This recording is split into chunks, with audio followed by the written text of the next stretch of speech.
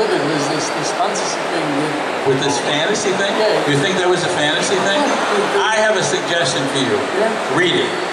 Did you read it from beginning to end? Did you read it from beginning to end? I love this. Did you read it from beginning to end? To end? Not at the end yet. Nah, I didn't read the end yet. Excuse me. Well, you know what I suggest? I suggest you read the last chapter. Oh, let me see. I didn't read the last chapter because I read the first 4, and then there was this big space between the first 4 and the rest. I wonder who made that space. Oh, DC Comics, because they were doing 52, and they're just a bunch of jerks.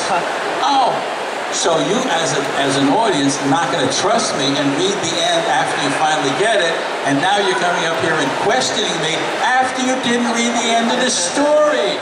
Anybody wants to see the end of the story? You come to my booth, I'll show you a double-page spread at the end of the story that'll blow your mind. And then you'll go and read it, and you'll go, God, I love Batman Odyssey. I will read the end. You will. That was your question? Does anybody else